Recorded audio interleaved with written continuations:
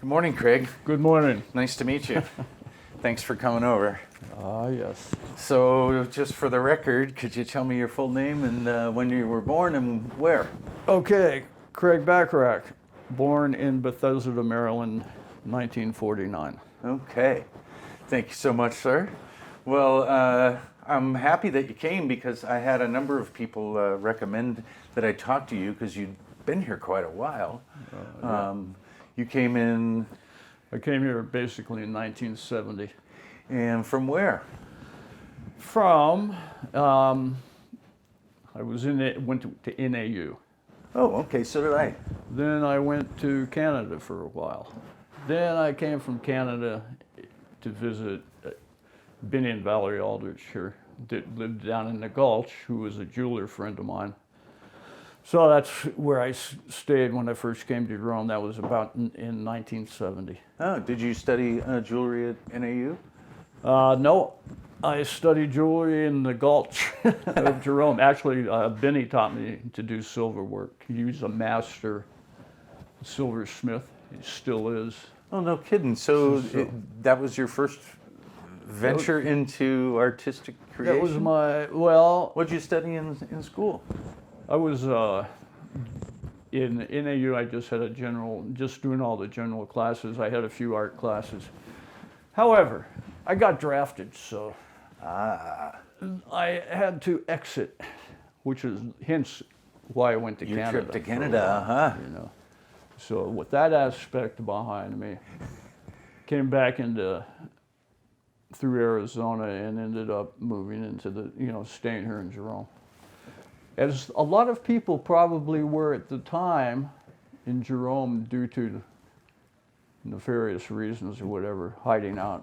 That was my deal. There was nobody here. It was low key.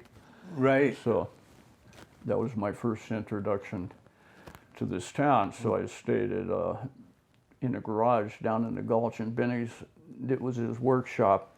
So he was doing silver. He taught me how to do silver work while I was there, which I really enjoyed. So. And that was Benny who? Benny Aldrich. Huh, is he still around? They're in Durango, Colorado. They have a company called Aldrich Art. Oh. He's a really good jeweler. Mostly in silver? Silver and stone inlay work, Well, his name hasn't come up. No, he moved in the 70s. He was here till probably the early 70s, and then he moved to Prescott, then they moved to Durango. So he's one of the earlier, but before my time. He wasn't one of the ones left over from the mining days? No. He had moved here? He was a friend of mine from NAU. There was a bunch of people from NAU. There was Scott Owens. Yeah. You heard of him. Mm-hmm. He's on my list. Fantastic sculptor. He was an NAU alumni. So there was a connection of that. So that's how I got here. Yeah. So kind of hiding out, I guess. I was hiding out with a few other people that were also hiding out. Well, I've heard that before. I can't remember who told me that, but yeah, that's not untypical. No. Or atypical. He was low key. You could live here without too much harassment. Although they ultimately did track me down to this town, I had to go deal with them at that, a few years later. So. Oh, wow. That must have been a little nerve-wracking. That's a whole nother story that we don't need to get into, but it was nerve-wracking because it's Arizona and you have to deal with that whole scenario. Yeah. I got called, but I graduated high school in '73, and I avoided it.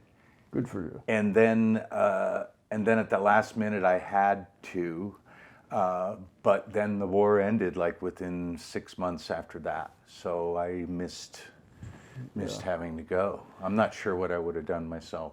No, I resisted. What can I say? Yeah. I disagreed with it, resisted it. Hey. And that's just the way it was, and I ended up fasting, actually, and got out. I had to submit myself, and I fasted, and I was below the weight, And so they couldn't draft me. They said, come back in 6 months or 6 weeks, and we'll try you again. And second time around, they said, okay. Done deal. And that was the information given to me by a military medical doctor that I went to see that was upset because at that time they were in Arizona, they were drafting everybody. They drafted me because I was in the lottery and I didn't get drafted. After 1 year, they said, if you don't get drafted, you get a deferment. So, being as it may, I never got my deferment. I wrote a letter to the draft board saying, where's my deferment? It's been a year. And they sent me back an induction notice, you know, saying, The microphone there. uh-oh. Oh, it fell off the clip. Oh, well. This is So, oh, such thanks. is life, you know. Yeah. Well, okay, we'll dispense with that. Thank you for Dispense it. sharing. That's a whole nother reality. Suffice it to say, So, in spite of your maybe oblique reason for coming here, that's the did you- reason I got here, in did, case you were wondering. Well, did Jerome suit your interest and personality? Did Jerome at that time had a bunch of jewelers and a bunch of artists, so that suited my reality. Plus, there was a very open art scene. You know, everybody who was doing any kind of artwork we used to go to the Candy Kitchen that was owned by Paul Gross, which is now the Mile High. Right. People would go there to congregate. People that were doing artwork would go there and they'd all show and discuss whatever they were doing. So it was show and tell at the Candy Kitchen, which was very cool, you know. Yeah, so people were not protective. It was an open. It was an open deal. Creative exchange. Yeah, That's free interesting. Exchange of ideas and techniques and stuff, and it was good. It was a good situation. Yeah, especially for you having just started. Just started. It was good for me. Plus, at that time, it was affordable to do that. You know, silver was cheap. You know, 75 cents to $1 an ounce for silver. Wow. And you could do. After I lived in the Gulch, I found out there was a house outside of Jerome on the next canyon over from where the Gold King mine is now. But the following canyon, that had a house in it that the previous fellow named Alex was living there, in the local hunters, when he was living there, went in and shot the place up and scared him off. I mean, they destroyed it with weaponry. So he left.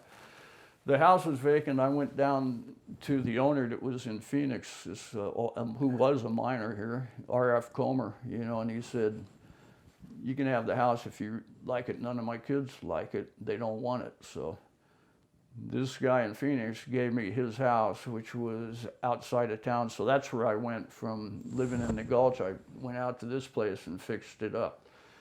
You know, it was Is this out near Pat Montroy's? Pat Montroy is my first wife.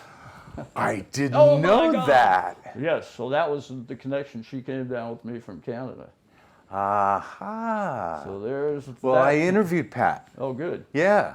And I didn't put the two together. I've had so many interviews. I didn't. Okay, well, I Okay, sort of so have Pat met you a was little Pat, bit. You know, and that's how we got that place. Aha. And then also at that time, because the mines were like defunct. She probably told you all this, but Duke Cannell, who was the foreman for Phelps Dodge at the time, was a super nice, wonderful fellow, you know, and he thought all the people like us were, you know, entertaining, I guess. So, but he had access to all these old derelict buildings, and he let us go and get cabinetry and hardware and things from the old mine buildings at I guess it's the 500 level out there, that lower level. Yeah. And, you know, and then we took all of that and rebuilt this house that was out in that canyon.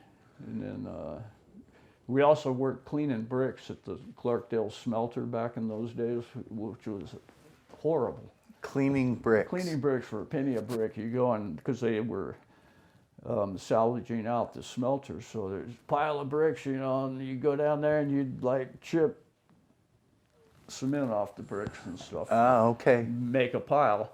And so they also had this fantastic change room down there that was, the people would be horrified now, but They had these old mine buildings were all decked out with oak cabinetry and oak paneling and all this fantastic woodwork that they were just salvaging out. So they gave us a bunch of that too, with cabinet doors and panels and things. So basically, that house that Pat was lived in after I moved out, was pretty much put together with bits and pieces from all the old mine buildings. Right. So Well, she described how literally off the grid it was. it was off the grid. And I had a hard time.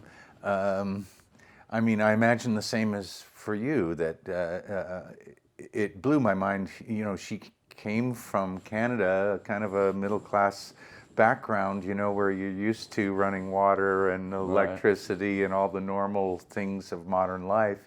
And yet it seemed like she just effortlessly transitioned to this off the grid, literally kind of primitive existence, and you were there. How did you, that just... It wasn't, it seems primitive, but it wasn't. It was fantastic, it was peaceful. It was this fantastic canyon out there. I've never been out there. Oh, at that time it was one house down in the canyon, and there was a old spring that she ultimately got working. It was just peaceful. It was really nice. And the Gold King mine wasn't there. It was Father John, the Catholic priest, had his houses out there. So there's nothing out there. The Gold King wasn't... No, the Gold King all that was junk built, out there? and that was brought in piece by piece by the truckload. The old houses and all the All old that wood. stuff Yeah. is, Okay, I've heard that story. It was manufactured, but the original thing out there was two old houses that belonged to Father John, and he used to keep all of his stuff out there, and then, he asked us to keep an eye on it. So whenever we would go into town, we'd check on his house, make sure it was okay. Yeah. Which it was pretty much. So did you work on your jewelry out there? So when I moved out there, I worked jewelry because you didn't need electricity, right? You just needed a torch. And the other thing that everybody did back then, which is may or may not know, is there was a pipestone mine out in Chino Valley that had pipestone. It was a prehistoric mine. It was on way the heck out in the middle of nowhere. So we used to go out there and dig pipestone, bring it back to Jerome. There's a big cult group of pipe carvers, and everybody, pipestone pipes, supplying the underground and the counterculture, right? Sure, yeah. Was a good deal. Jerome used to be a real heavy trade center back then too, for the people across. It was a crossroads trade center with people coming through with turquoise materials, art materials, because there were at that time a lot of countercultural traders, people that dealt in beads, turquoises. We were getting fossil ivory out of Alaska. Just normal guys that were traders, and they all came through Jerome because of the fact that there was such a high number of craftsmen here. Interesting. So I haven't heard it put that way or talked about. It was big The time. more you can tell me about that, the better. that was a big deal, and then Fern Golden. How do you think it got started?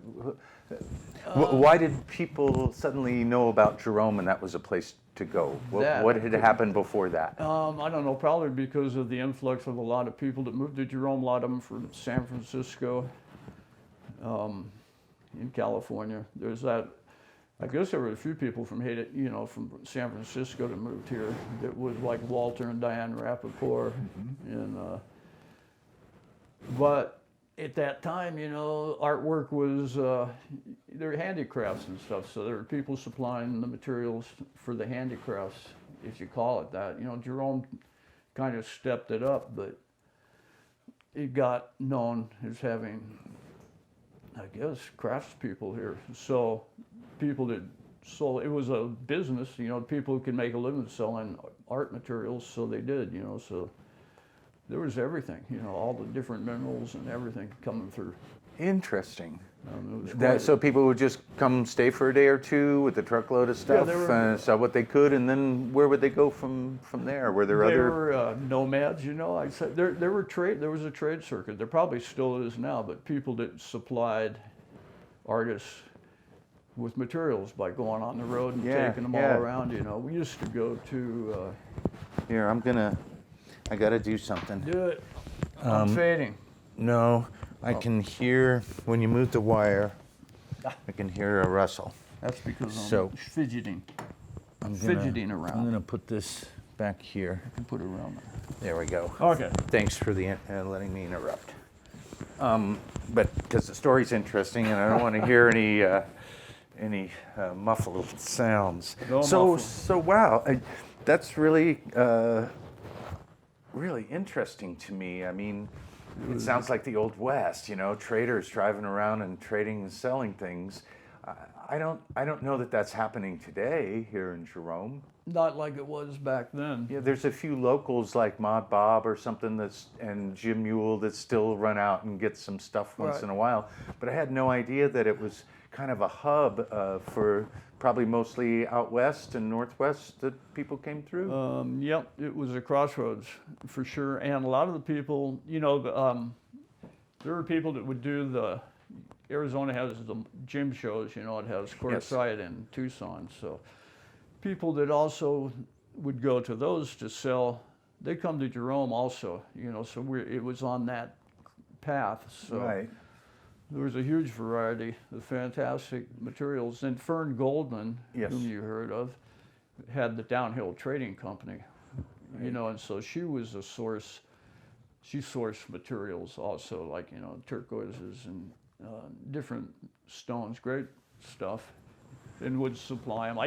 I worked a lot for people that had materials, and I worked the materials for them, in trade for materials. It was a trade circuit, trade work for materials. So you mostly bartered amongst yourselves, but Bartered. sold to the tourist. You didn't sell to I didn't sell to the tourists. The tourist trip at that time was non-existent, So Really? who you'd sell to are the people that, with the materials, that's who were my people that supported me, were people that would bring materials, and then they would purchase artwork from me, or I would trade artwork for materials. A lot of it was trade artwork for more materials, Right. Fern galleries sold stuff for people. Then Nancy Driver started, had a gallery called Grey Wolf, and it was also like sort of a cooperative that was underneath the Flatiron building. So they sold stuff. I worked there too. You'd work there and be able to sell. It was a cooperative situation. Interesting. Not very structured at the time. You're not very structured. So I'm sure they, not only brought materials, but I'm sure that, some of the popular intoxicants were probably brought through in that way by Gobs the of them. similar people. Oh, absolutely. Yeah. And that countercultural economy, they bought a lot of artwork too. Yeah. And not so. Well, that makes sense. Then they could give you raw materials, trade or buy your finished product, and then they were going to the bigger cities where they could sell that. So it kind of a wholesale to retail process. They would do that, and also they had crafts fairs. The Oregon Country Fair, all these different places. At that time, there were a lot of crafts shows. The Oregon Country Fair was probably one of the earliest and big time, and that was like basically an art trade show for craftsmen, artists, of doing the type like what was done here. So a lot of people from here did that show also, and it was just a festive time. Yeah. So how old were you when you came? In 70? How old was I in the 70? Oh man, I got to count it up. I was 20 or something like that. No shit. Yeah. Probably 20. So you really didn't have any goals or plans or anything? You just kind of landed here for the reasons we discussed, and you were here with Pat. So it's like, let's make a go of it. Yeah. What can we do? What are you gonna, where else? It was a pleasant time back then, Yeah. So, and also, it wasn't is developed like it is now. You know, I mean, at that time you're driving down from Flagstaff, which was just a highway, and you look into the Verde Valley, and the only lights you could see were Jerome. Everything else was not there at the time. You know. Right. So it had the illusion of being remote, which it was. You know, and plus it was off the track. You know, it wasn't like the big tourist scene that it is now. When do you think? Well, obviously, I've had a couple other people tell me that they had decent business at the co-op that was across from the House of Joy. That was Nancy's place, right? Oh, Nancy Driver? Yeah, Nancy Driver was the one that had that rolling. So when do you think that tourists and people looking for crafts and jewelry started to pick up? And you know, what happened here was then, besides the jewelers and the people like us, or me, or whatever, there was people like Dick Martin and a superb wood craftsman that came into this town, and houses were cheap. So people would buy houses and start fixing them up, and the people that fixed them up were master craftsmen at the wood butchers. They were good. Yeah. You know, Dick Martin's the best, and you know, Chuck Runyon, supreme, and they knew how to deal with the absurd idiosyncrasies of the houses here. You know, nothing's plumb, nothing's square, so you do it all by feel. You know, and they did it, and so once the houses started getting restored, then and people would come here and they started noticing, hey, you know. I think that was, so by the town being restored and saved by these guys, these wood people, you know, saved so many homes around here.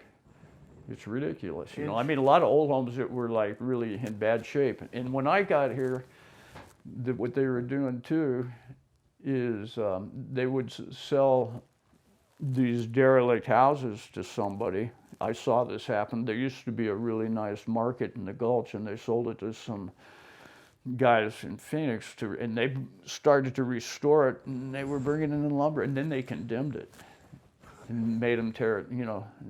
And so they were selling houses to people that thought they'd come and restore them, then they would condemn them, and then they'd be torn down. So a lot of stuff was torn down after the families that owned the houses got their money, and then they had them condemned, and so that was a pretty good norm. And I think that Dick Martin was the guy that changed that whole thing, you know, because then he went around, and I know like the house at the top of the Gulch was condemned, you know, and he saved it from being destroyed because it had to have a roof. Had to have God knows what done to it, everything done to it, you know. Right. And nobody can do that type of work except somebody like him, you know, Yeah. because he's had the experience. So. Yeah, I had 3 days interviewing Richard. Yeah. And So, I did a little radio show with him a couple of years good. ago, Were you too. Lenny and I don't know if you know Lenny, we did Music and Morons. We had a Saturday night show every other weekend for a while. Anyway, I go over and visit Richard. I'm good friends with him. Good deal. He's a good guy. Yeah. Yeah. Wow, you've got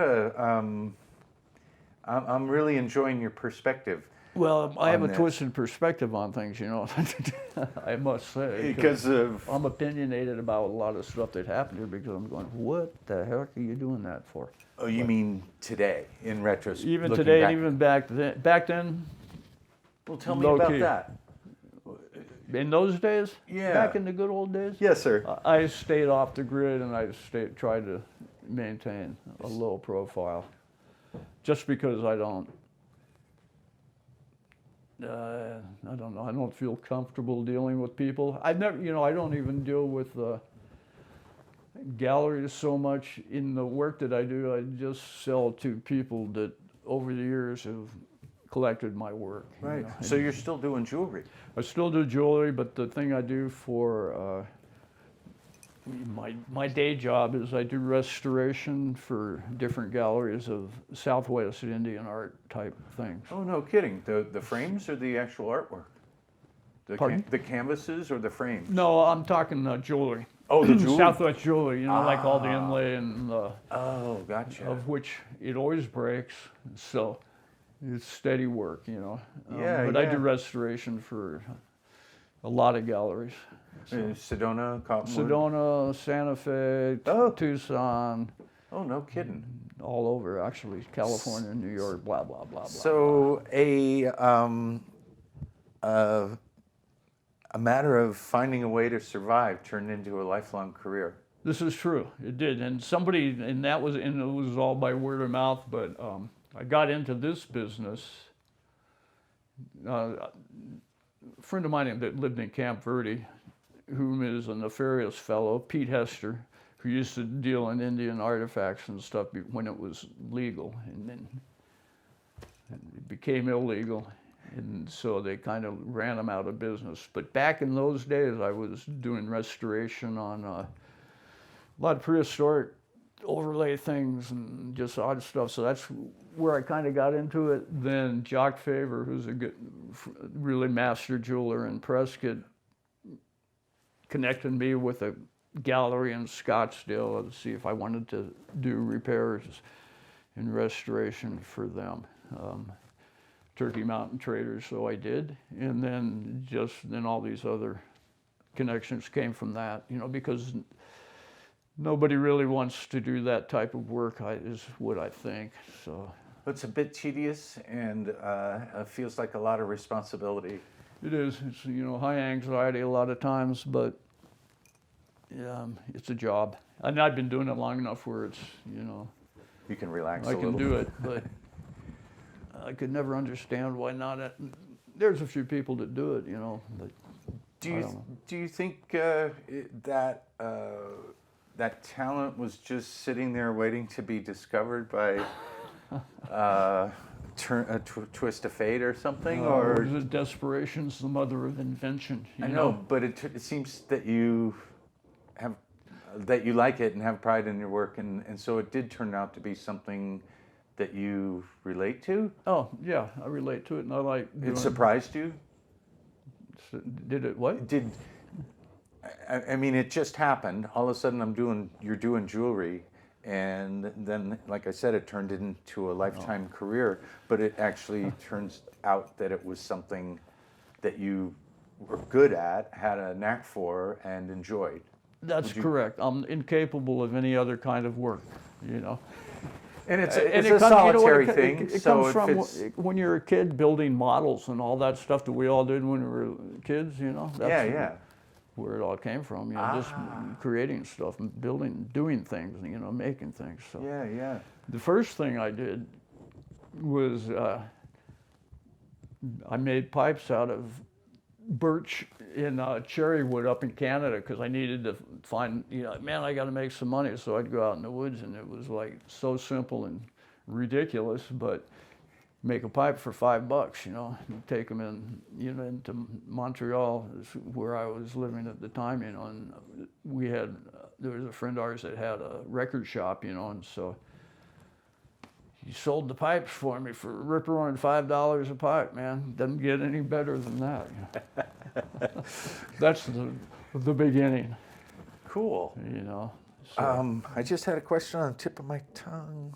Oh, you were talking about, you know, your personality is a little more solitary than most, but you did come. How often did you come into the Sugar, to the restaurant? Into town? Yeah.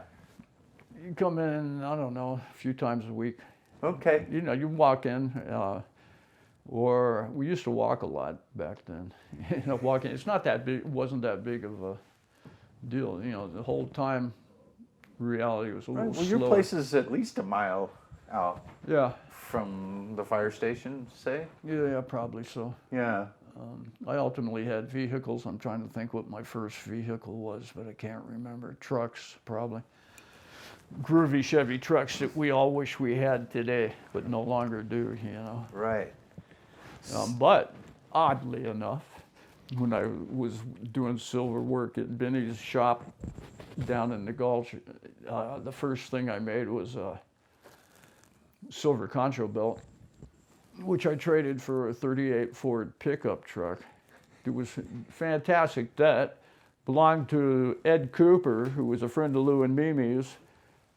And it had Keep On Trucking Company, Jerome, Arizona, painted on the side by Scott Owens with Mr. Natural, you know, and it was one of the first. I finally met the original owner, Pete Schrambley, who Ed Cooper got the truck from. But anyway, this was great 1938 Ford truck. It was fantastic for these roads. Love that truck. We should So that was my first ride in and out of from the canyon into Jerome. So Yeah, but mostly, most often, would you and Pat walk all the way to? yeah, quite often. Yeah. And So- then you would, how many people would be there on a given day? At the Candy Kitchen, Yeah. pretty much it was the center of the universe in the morning for people that lived in town. Okay. It was a big deal, you know. So I mean, there are a for- lot of people, 10, 15, I don't know how many, can you remember? There were that many people there, man. But it was bustling. It was bustling, and it was, you know, coffee and breakfast. Yeah. And Paul and Sue, who owned it, were very cool. So, Did you have a sense that you were in a unique situation? yeah, it was very unique back then, and it was very,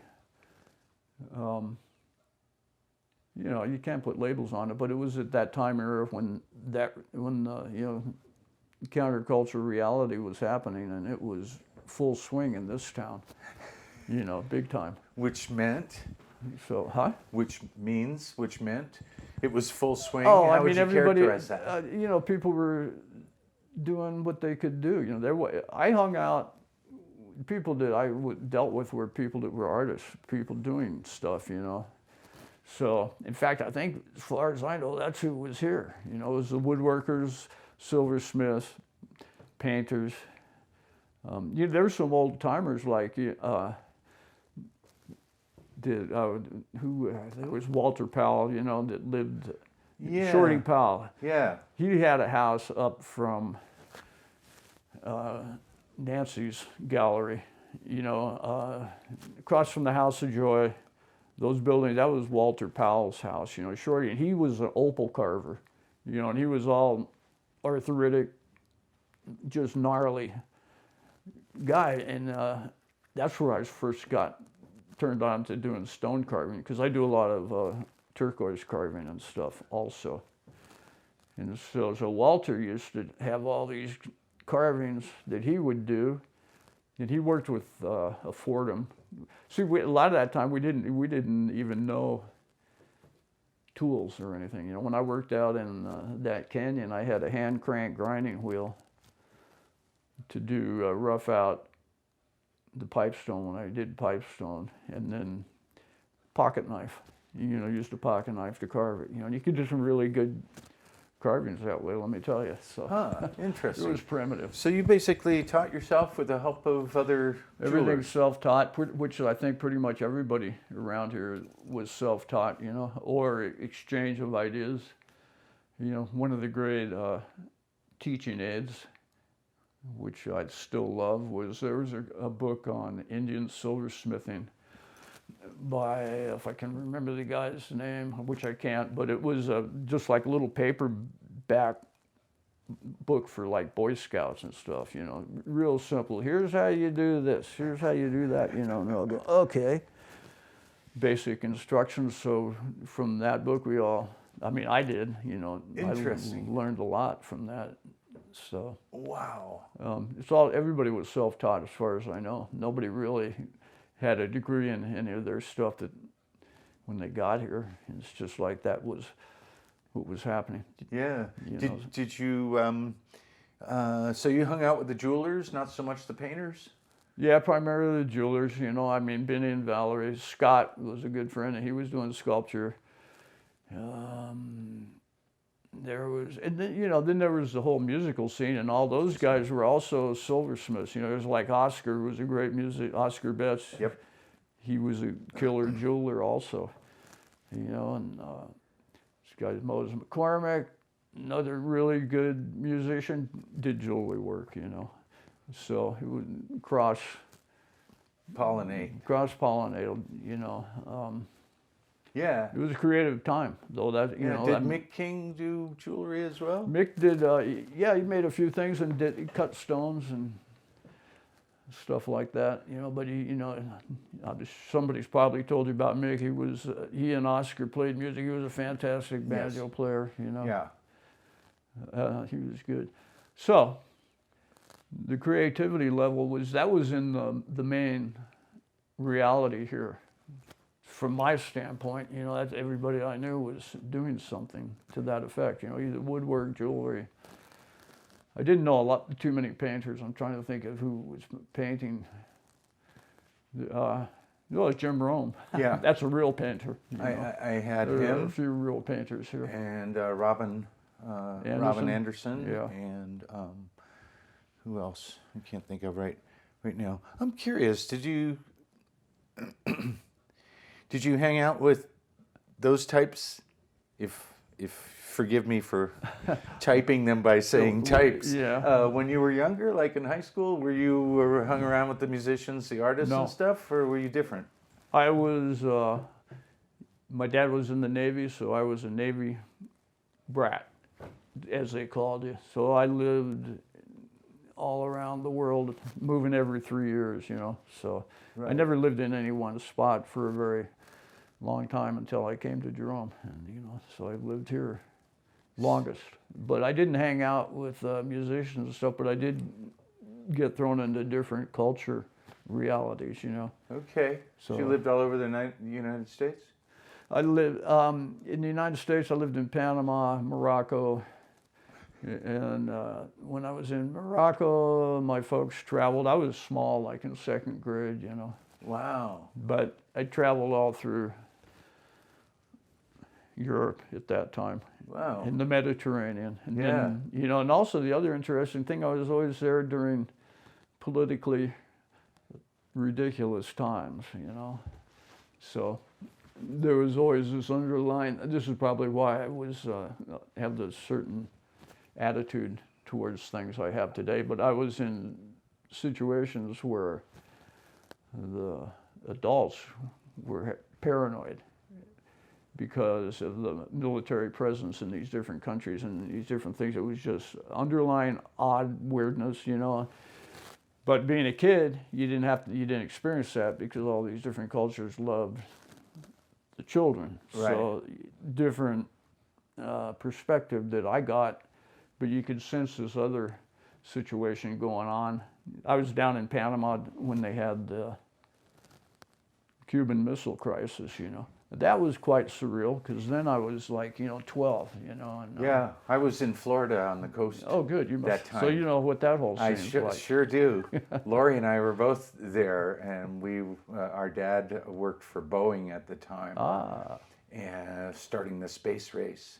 And I remember driving down over the causeway to the beach, and military vehicles all up and down Yeah. the coast, and that was pretty scary as a kid. It's kind of aggravating. It was Yeah. that way in Panama too, you know. And plus, I lived on a base that was a jungle warfare training center. So Oh my God! What rank was your dad? he was a captain In the in the Navy. Navy? Yeah. Okay. And he was a lawyer, so he was doing legal stuff in South America and Argentina, and Oh boy! all kinds of weird stuff that they didn't talk about. Didn't talk But- about, yes. But being in Panama at that time, it was just like you're saying, military vehicles everywhere. The high school students tore down the Panamanian flag at the college one time and created a riot that was insane. I mean, just all this hot political, where you just go, I think I've had enough of this. Yeah. You reach a certain point where enough's enough, people. Yeah. Well, Schmidley Butler warned us about that years ago. But I digress. Yes, we digress, but we filled in a little of my curiosity anyway. I don't know about the explains rest my of the mental crowd. attitude, perhaps. Well, why don't I stop?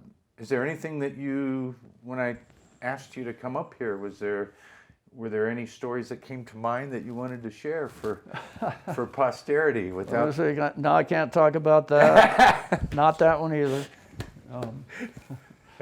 we can change the names. Well, I am interested in the flavor and the character of the place back in those early days, and how you might describe the people and you know, as I told you Okay. before, we ended up with a pretty cool town that most of us love to death, and it happened because of the folks like you that came at this period. And so I'm curious about their character and what kind of community it was. Okay, well, the other aspect of it, as I had said before, is the whole women side of this town was, you know, big time.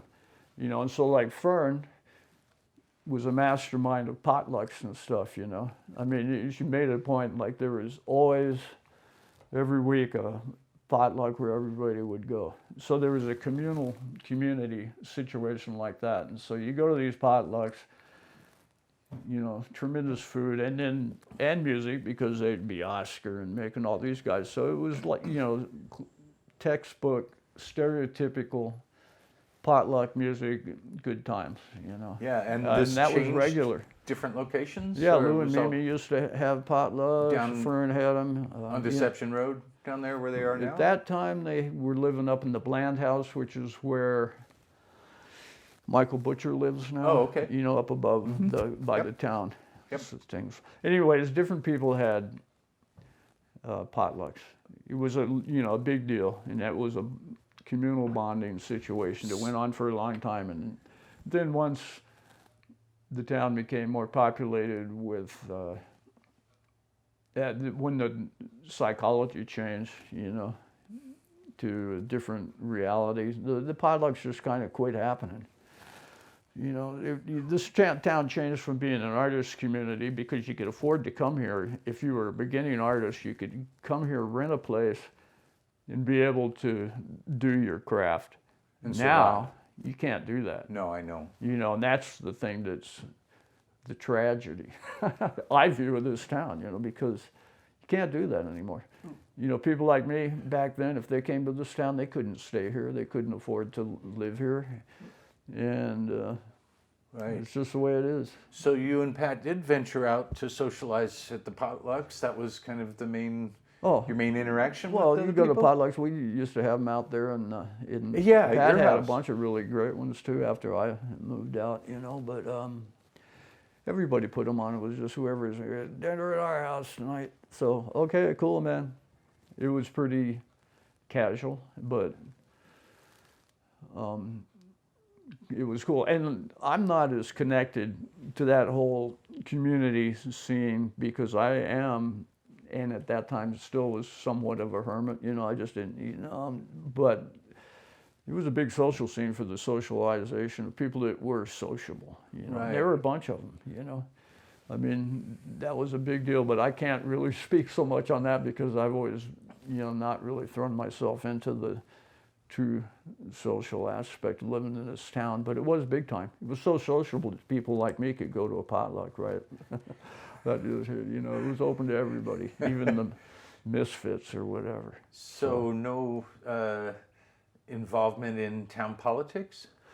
I avoided town politics, you know. I left that up to the professionals, you know, like Dick Martin. Like Dick Martin, who had no experience either, but he seemed to take to it like a But champ. he's a socially conscious individual. Yeah, you know. and a good negotiator for compromise, it He seems. is, he's good. Yeah. So, you know, people that can do that, go for it. I know my limitations, you know. That's always good to know. So, Well, you were talking about, you said a couple of things regarding the women in town. You wouldn't mind maybe filling in that a little No, bit? there's a whole aspect. I mean, that they were strong or that they had a... Tell me about that. Women in this town have been and always probably will be strong-minded individuals, you know. Indeed. Independent, you know, and so that's a whole aspect of this town that is unique, probably, but You think there was something about it that appealed to that? it's Personality individual, like just strong-willed women came to this town. You had to be pretty strong-willed to Yeah. survive here, you know. Yeah, so you're out in the middle of nowhere. you're out in the middle of nowhere. And you're There's dealing not a with great bunch. pool of men to start a family with. No, and I mean, the typical American life is not The represented typical here. American So. lifestyle did not function in this town. It was not reality. Right. There were, there was a whole. Can't speak for the women's side of this Of reality, course not. but it was organized and big time. And there was the whole midwifing situation. Dick Martin's first wife, Pat Jackson, was one of the first midwives here. And so there were a lot of home births and a lot of that going on. It's just hard, just powerful women. That's all I can say. I'm not gonna. Okay. I can't speak for them because I've. Was there more than one midwife in town? Ivy, who is my neighbor, was a midwife, and she since started, had a business called Nurses Network, which is an Arizona business, but that all grew out of being a midwifery. So there were a lot of babies born at home, and they were all tended to by Pat Jackson, Ivy, all these women that was their specialty, and so there's a big camaraderie amongst that aspect of humanity here. Yeah, well, as Which, I told you earlier, I had my daughter here, but we had to get her midwife from Prescott. You could have got. Did it come from Nurses Network? Well, my wife looked into it, so I don't know why she didn't find someone here. Well, Ivy's offices. She's got offices in Prescott and Flagstaff. Could have and been Sedona, so it could have been through her company. Trying to remember. But well. they do primarily home care and stuff now too. So, at any rate, yeah, it was a big aspect of the culture here. But you'd have to talk to the ladies about that because I am not their spokesperson. Of course. We didn't presume that. Well, so you came up with a bunch of stories you wanted to tell me and then decided that none of them could be revealed? I was just teasing you. I don't know,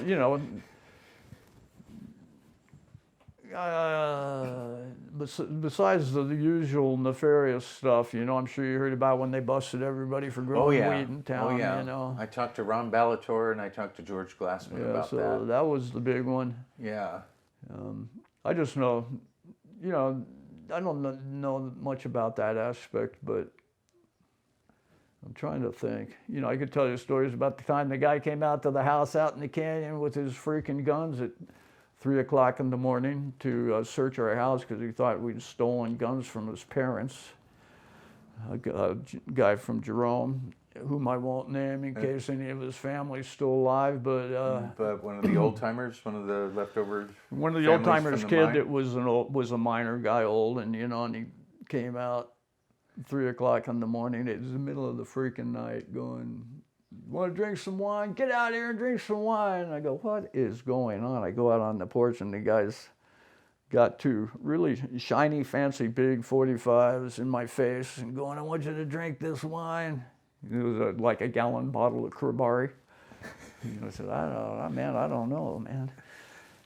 It was crazy. So I had a friend of ours. It was a nomadic fellow named Les, who had a Volkswagen Bus, and he was a professional drinker. He could hold his own drinking. So I woke him up to help me drink this bottle of wine that this guy's wanting us to drink at gunpoint, I'm going, Jesus. So we pile into this poor guy's van. He's sleeping, he wakes up, and the guy's sitting there with the guns in our faces going, "Drink that wine, man." And I'm going, "Okay." And hand it to Les, and he's drinking.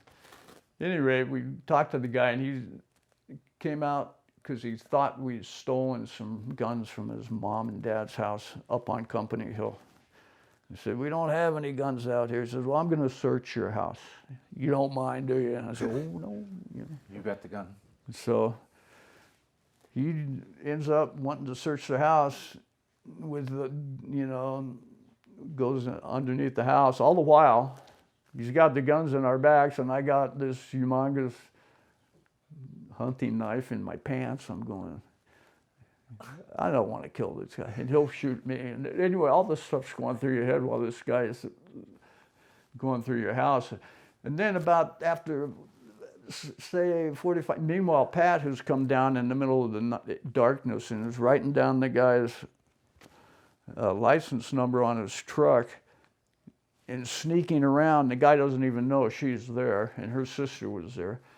Then these two guys that were friends of her sisters had been at the bar, and it's now like they come walking in. They walked all the way in from town. They see the guy with the gun, and they go, "Curly, how's it going? Hey, man," because they'd been at the bar drinking with this guy. So then this guy sees those guys, and he goes, "What the heck is going on?" And these Carl and Darcy were their names. They didn't know what was going on, but they were just happy to see Curly, so slapping him on the back, bring him up into the kitchen of that house, and by now he's like thoroughly confused and wondering, what the heck?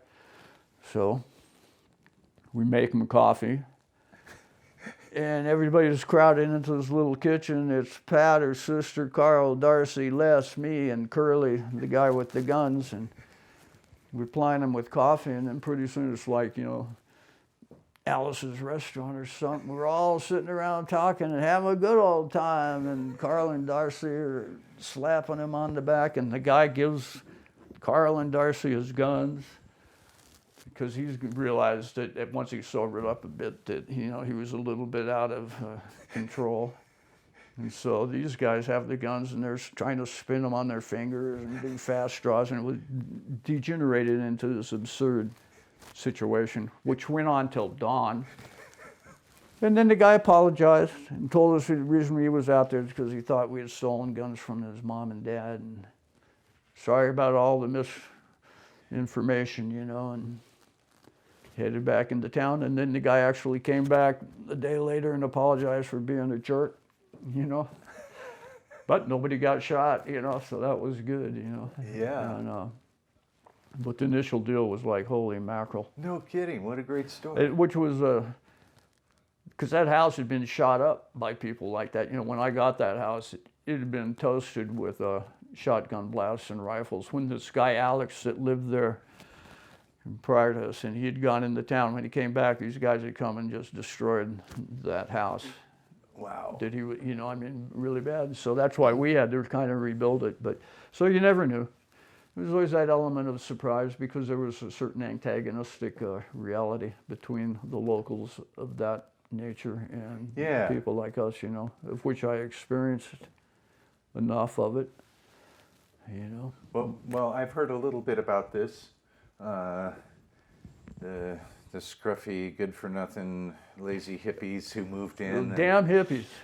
Yeah. That's what they thought of everybody. I had cowboys down, and I had one guy come up to me down in Cottonwood and stick his chest in my face and go, "I think I'm gonna go live in Sycamore Canyon." I'm going, okay, cool, man. They'd bump you, and there was Flagstaff was the same way, actually. Right. Yeah. I got sick of that. But nonetheless, that went on out here. Another time people were out there, we'd come into town, and when we got back out to the house, there were guys trying to steal. They're scrappers, trying to look for scrap iron and stuff. And that Comer house had old cars and all kinds of old iron.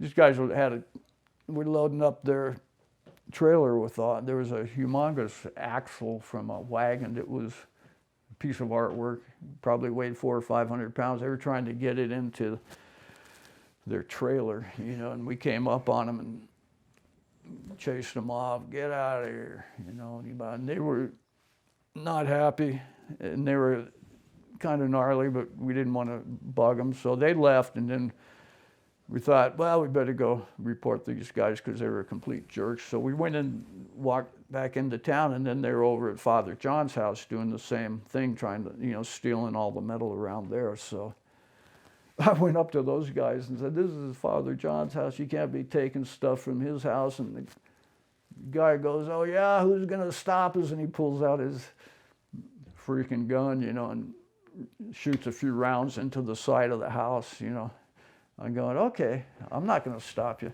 you know. It was stuff like that. Wow. No big deal, you know. No big deal. Anyways, Just another exciting day. I didn't bug the guy because, you know, you're going to steal Father John's stuff.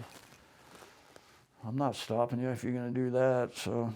Well, how was your, I mean, I talked to Ron Balator, but this might be a little earlier than his tenure. What was your relationship like with the authorities?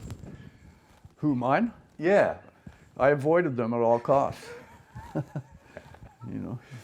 Well, it seemed pretty laid back from other descriptions that they weren't really. Who, Ron? Yeah, Ron especially. Ron was fantastic. Yeah. I mean, there were some great guys. When I got here, the town police officer was this old guy that couldn't talk. He was a deaf mute.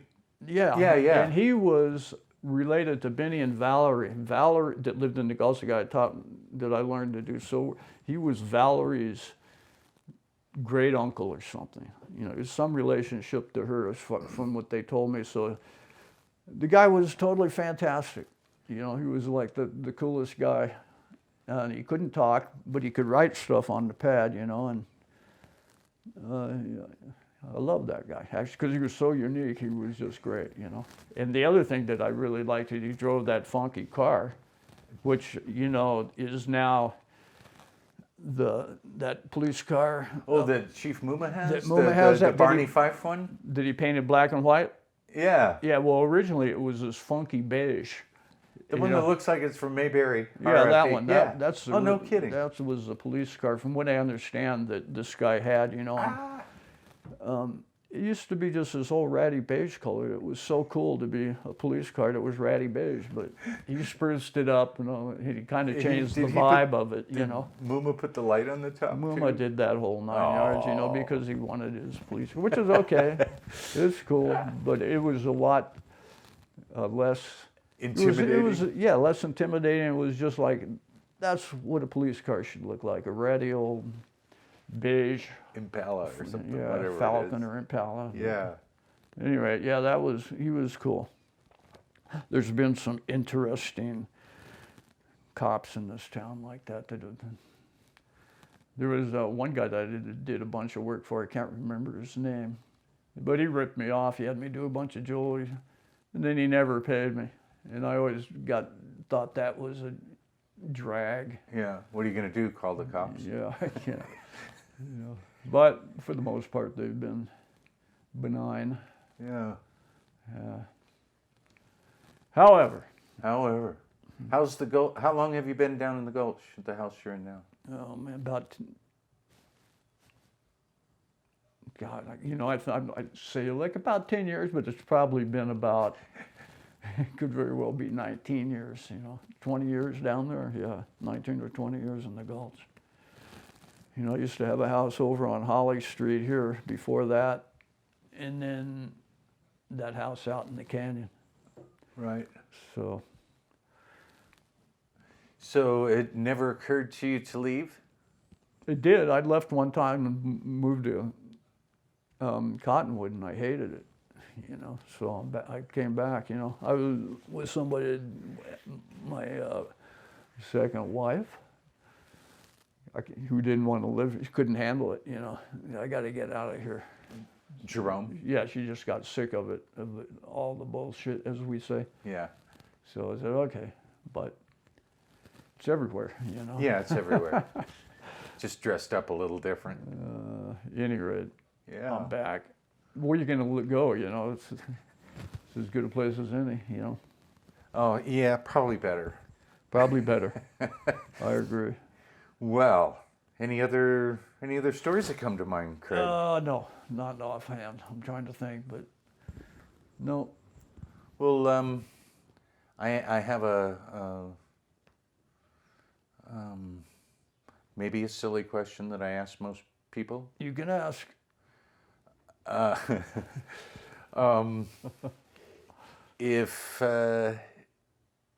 If you put a message in a bottle to Jerome in 50 years from now, being one of the, what would you want to say to them or impart to them? Buy art.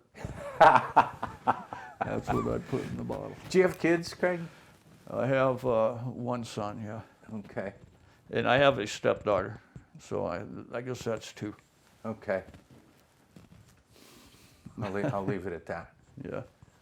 Well, I've kind of explored most of the areas I thought of. Do you feel like I'm leaving anything out? No, I can't think of anything other than no, just the art stuff. You know, you could get into all the ritual type of stuff like sweat lodges and things like that, but that's a whole nother reality, and they weren't all done around here. But you know, everybody did a bunch of sweat lodges. Can we go there a little bit? This is the first I've heard about it. Oh, really? Yeah.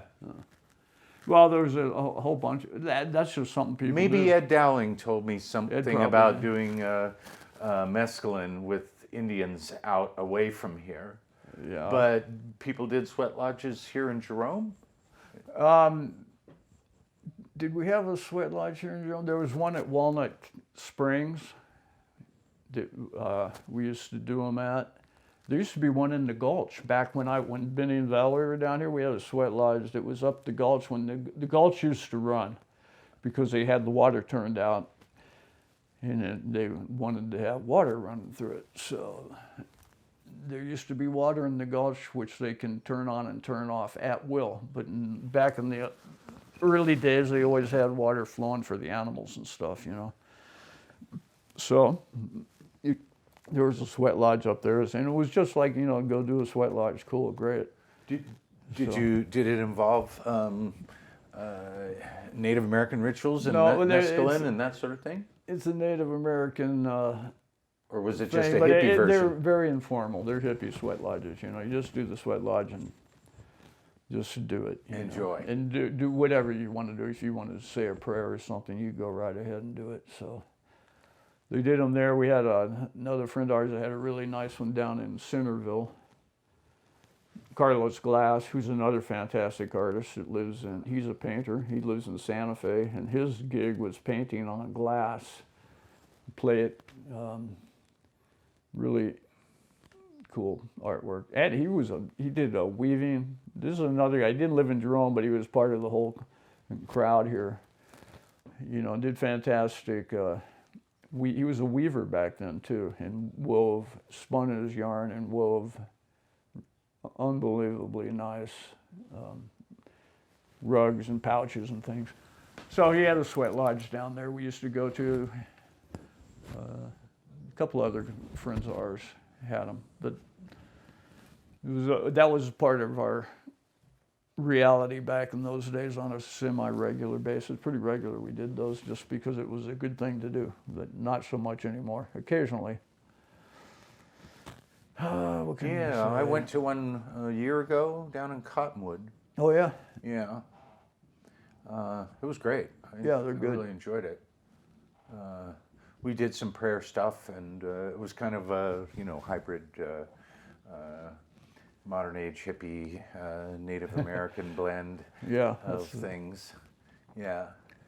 We used to do them down on, go out the Verde. I would do a couple out there. You have to hike down over the edge of the canyon down into the river and build the lodge. We used to do a lot of small ones down on the Verde, but they're always like epic. And haul all this stuff in and out was a little too a much lot of work. let me tell you. But it was worth it, So, anyways, that was a big part of a lot of everybody's reality back in those days, and still probably a few people. Going to the Pipestone mine, as I told you earlier, was always sort of like a ritual trek because it entailed driving way the heck out into Chino Valley and hand mining pipestone and looking for the most grooviest piece of pipestone you can find, the best quality, and on a real small scale, but it was high adventure, So, Yeah. In fact, Scott and I went out there and got 2 gunny sacks full of this fantastic pipestone. And we took them down to across from the number 1 down there, where they put that Clarkdale cement sign Yeah, up. yes. Before that sign was put up, there used to be runoff going through there in a bamboo grove. There was actual running water there. So we took these 2 bags of pipestone that probably were like about 100 pounds apiece, plopped them in that stream, back in the weeds and the reeds, just to keep it moist. And then we came home, and then when we went back, which was not too long after to get them, they had put in that sign. They had reclaimed that whole area and buried our 200 pounds of pipestone. So somewhere out there is this Chino Valley pipestone in 2 gunny sacks that will be fantastic if anybody ever finds it. You were looking forward to working on that It was material. great. Yeah, we worked. It was like gold back in those days. Where the hell was the water coming from down there? Where did that run off? It probably came from the Hopewell Tunnel. It came from Jerome down that creek, and then it used to go along the base of that, and probably down into, I guess it's Mescal Canyon down there, Before all that was there, it was just runoff. There's a creek, and so that's where it used to flow, on down into probably All the way to the Verde, probably. Yeah, probably so. And, Yeah. or at least it would soak into the ground as it went down where Mountain Gate is and all that stuff. But that was a loss, I must say. Got diverted, I guess, over time. Must have. Or they shut it off at the mine, stopped the water flow or something. It was probably contaminated, I bet. If it Quite came from possible. the It probably yeah. was full of Arsenic and all kinds of shit. Could be. Highly possible. Well, Okay. have I jogged your memory for any other stuff?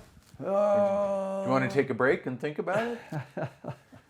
I'm good. I can't really think of anything, that you probably haven't already heard, but